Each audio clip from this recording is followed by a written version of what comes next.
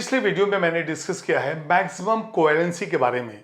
चाहे नाइट्रोजन हो, phosphorus, arsenic, antimony या बिस्मथ, मैक्सिमम कितने बॉन्ड्स बना सकते हैं, इनके ऊपर कुछ क्वेश्चंस हैं जो मैं अब डिस्कस करने वाला हूं।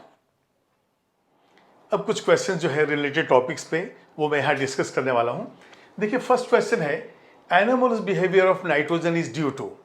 जैसे मैंने आपको बताया है कि नाइट्रोजन के अंदर सिर्फ 2 ऑर्बिट है, और यदि 2 ऑर्बिट है तो इसके अंदर डी ऑर्बिटल होगा नहीं, और डी ऑर्बिटल नहीं होने की वजह से ये NCl5 नहीं बनाएगा। तो 2 ऑर्बिटल है, हायर बॉन्ड एनर्जी है, एब्सेंस ऑफ डी ऑर्बिटल है। तो इतनी चीजों में देखते हैं कि कितने यहाँ पे कंटेंट्स हमें मैच मिलता है। Small size and high electronegativity. अब देखिए, एनोमलस जो है ये नाइट्रोजन, फास्फोरस, आर्सेनिक उनसे हटके है।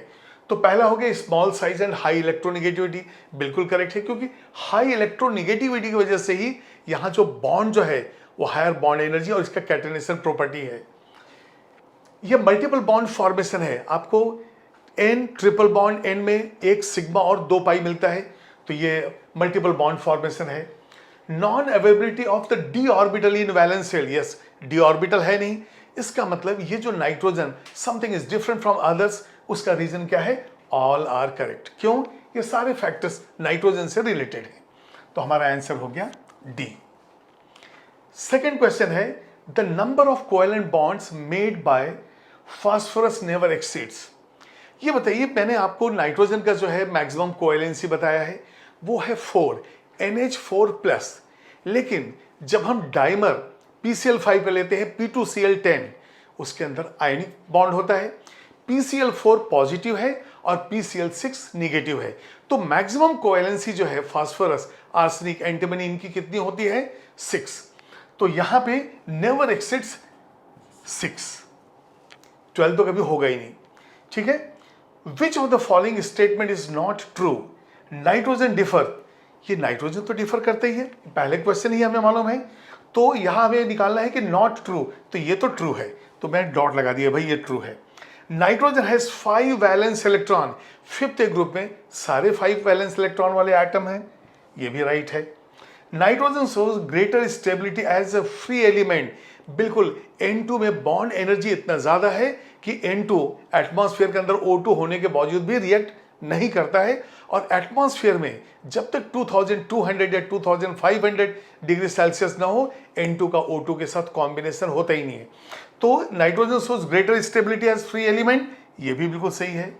Nitrogen shows covalency greater than 4। Nitrogen का मैक्सिमम कोवैलेंसी मैंने आपको जस्ट बताया 4, इसका मतलब नॉट ट्रू।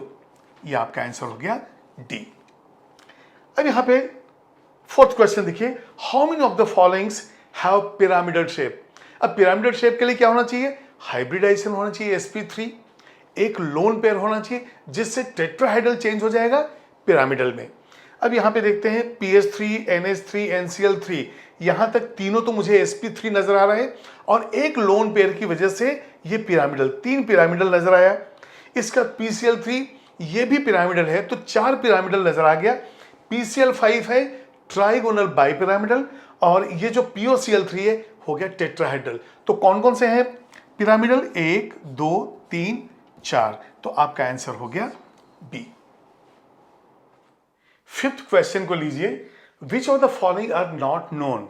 यदि कोई क्वेश्चन ऐसा हो तो उसमें क्या कारण है कि ये मॉलिक्यूल या आयन नहीं हो सकता है? उसमें एक तो चार्ज नंबर देखना पड़ेगा आपको, चार्ज नंबर, ऑक्सीडेशन नंबर, इसके बाद मैक्सिमम कोवैलेंसी तो एक्सीड नहीं कर रहा है, या हाइब्रिडाइजेशन पॉसिबल है या नहीं, ये भी हमें देखना है। तो यहाँ पे NCl3 और NF3 जो नजर आ रहा है, इसके अंदर हाइब्रिडाइजेशन sp3 है, और एक लोन पेयर की वजह से पिरामिडल, तो ये 2 तो पॉसिबल है। तो यहाँ पे हमें मिल रहा है NCl3, NF3, और इसके अंदर हाइब्रिडाइजेशन है sp3, लोन पेयर 1 है, बॉन्ड पेयर 3 है, तो ये हो गया पिरामिडल। अब यहां पे तो ये दोनों तो पॉसिबल है, NCl5 जो है पॉसिबल नहीं है, क्योंकि यदि 5th A ग्रुप का पेंटाहेलाइड चाहिए तो हाइब्रिडाइजेशन होता है sp3d, और इस नाइट्रोजन में d ऑर्बिटल तो है ही नहीं, क्योंकि 2 ही ऑर्बिट हैं, और सेकेंड ऑर्बिट के अंदर ओनली S एंड P होता है। इसका मतलब NCl5 जो है ये पॉसिबल नहीं है। अब आइए सेकंड सिक्स्थ क्वेश्चन पे, Sb+3 and Bi+3 are stable only in. सबसे पहले हम देखेंगे कि यदि हम एक्वस सॉल्यूशन लेते हैं, यहां पे देखिए एक्वस सॉल्यूशन लेते हैं तो ये चेंज हो जाता है, और ये जो आयंस दोनों हैं वो स्टेबल होते हैं किसके अंदर, एसिडिक मीडियम के अंदर होते हैं। उसके लिए इक्वेशन देखिए, यहां पे हमने लिया Sb+3 प्लस H2O, वाटर में हमने डिजोल्व किया, और ये देखिए आयन, अब इधर प्लस कम है इसलिए मैंने ऐसे लिख दिया, और यहां पे हो गया SbO plus and 2H plus, तो चार्जेस बैलेंस है। तो यहां जो है ये इस तरह से डिसॉल्व हुआ, लेकिन जब हम H प्लस लेते हैं तो ये Sp+3 बनता है, तो एसिडिक मीडियम के अंदर ये जो है सॉल्व मोर स्टेबल है, तो Sb+3 एसिडिक मीडियम में, क्योंकि वाटर डालते ही डिसोसिएट हो जाता है और एसिड डालते ही फिर से वापस बन जाता है। Hybridization of arsenic in AsF6-। अब ये देखिए AsF6- है, जब आप यहां पे कैलकुलेशन करेंगे तो देखिए 5 वैलेंस इलेक्ट्रॉन इसके हैं, 1 2 3 4 5 वैलेंस इलेक्ट्रॉन, और ये एक्स्ट्रा 6 इलेक्ट्रॉन, और यहां पे 1 2 3 4 5 6 फ्लोरीन हमने अटैच कर दिया। इसका मतलब हो गया सारे के सारे बॉन्ड पेयर है, तो बॉन्ड पेयर हो गया 6 और कोई भी लोन पेयर नहीं है। फिर से देखिए कैलकुलेशन, आर्सेनिक के वैलेंस इलेक्ट्रॉन 5, इस -1 की वजह से अब टोटल इलेक्ट्रॉन हो गए 6।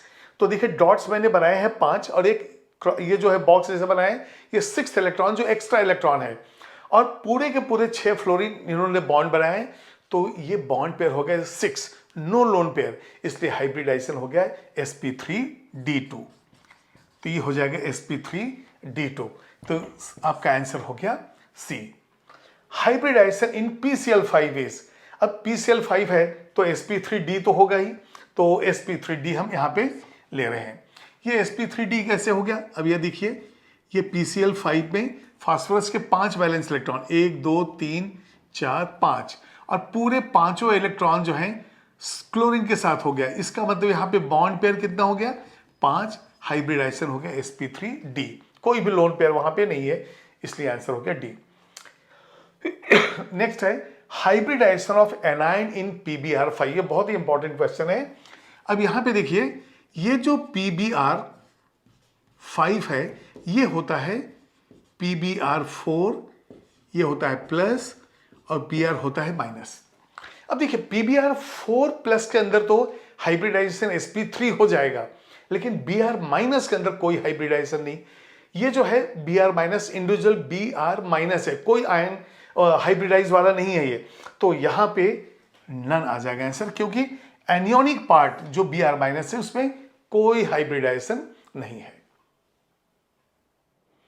इस मैचिंग क्वेश्चन को देखिए, हाइब्रिडाइजेशन इन स्पीसीज का निकालना है, तो हम लोग एक एक कैलकुलेशन करेंगे और फिर देखेंगे कौन सा मैचिंग है। सबसे पहले देखिए यहां पे NH4+ है, NH4+, N के कितने होते हैं वैलेंस इलेक्ट्रॉन 5, और प्लस का मतलब एक इलेक्ट्रॉन जा चुका है, तो अब हमारे पास इलेक्ट्रॉन कितने हैं, 4 हैं, और ये देखिए चारों से हमें हाइड्रोजन को बॉन्ड कर देना है, तो यहां पे टोटल 4 बॉन्ड पेयर्स हो गए, तो यहां पे हम लिखेंगे बॉन्ड पेयर है 4, कोई भी लोन पेयर नहीं है, इसलिए हाइब्रिडाइजेशन हो गया sp3। तो ए का मैचिंग जो है ये आर हो गया, तो यहां पे हम लिखेंगे AR। और देखिए 1 और मोर देन 1 मैचिंग भी हो सकता है, देखते हैं क्या है। फिर सॉलिड फास्फोरस पेंटाक्लोराइड, ये जो PCl5 है ये वेपर फेज में है, और ये जो है P2Cl10 हो जाता है कब, जब ये सॉलिड स्टेट में है। और P2Cl10 जो होता है ये होता है आयनिक, और आयनिक में इसका पॉजिटिव और निगेटिव आयन ऐसा होता है, PCl4+ है और PCl6-, ये दोनों आयंस के बीच में बॉन्ड है, तो ये हो गया P2Cl10। अब ये दोनों के हाइब्रिडाइजेशन बिल्कुल अलग अलग है, इस टाइप से इसका आ जाएगा sp3, और यहां पे फास्फोरस पे 5 इलेक्ट्रॉन और एक ये एक्स्ट्रा 6 इलेक्ट्रॉन, 6 के 6 क्लोरीन से बॉन्डेड है, तो ये हो जाएगा sp3d2, कोई लोन पेयर है नहीं, तो ये हो जाएगा sp3d2। ये बिल्कुल क्लियर हो गया, 1 2 3 4 5 और ये एक्स्ट्रा इलेक्ट्रॉन 6, और पूरे 6 जो हैं यहाँ पे बॉन्ड्स बन गए हैं, इसलिए जो है sp3d2। तो यहाँ पे 2 मैचिंग आए, sp3 भी आया और sp3d2 भी है, मतलब p एंड r दोनों ही है। तो B में हमारे पास P एंड R दो ऑप्शंस हो गए। फिर सॉलिड फास्फोरस पेंटाब्रोमाइड, यदि हम लेते हैं PbR5 और ये सॉलिड फॉर्म में जो आयनिक है, तो ये हो जाता है PbR4 plus and Br minus. और जैसे कि प्रीवियस क्वेश्चन में मैंने देखा कि यहाँ पे सिर्फ हाइब्रिडाइजेशन, यहाँ पे नहीं है, तो ये जो है सिर्फ sp3 हाइब्रिडाइजेशन है, तो यहाँ पे C का sp3 मतलब R हो गया। इसके बाद फिर हम देखेंगे D का SbF6 माइनस। अब यदि हम लेते हैं यहाँ पे एंटीमनी, तो SbF6 माइनस। अभी देखिए इसके 5 इलेक्ट्रॉन, 2 3 4 5 और ये एक्स्ट्रा इलेक्ट्रॉन 6 इलेक्ट्रॉन ऐसा बना दिए और सब में जो है एक एक बॉन्ड बन गया। तो यहाँ पे फ्लोरीन जो है 6 जो बनाएगा बॉन्ड 6, नो लोन पेयर, इसलिए हो गया sp3d2। तो SbF6 माइनस का sp3d2 का मतलब हो गया P। तो इसका मतलब हो गया ना तो Q और ना ही S हमें यूज करना पड़ा। तो इस तरह से जो है आप यहाँ पे नोट कर लीजिए।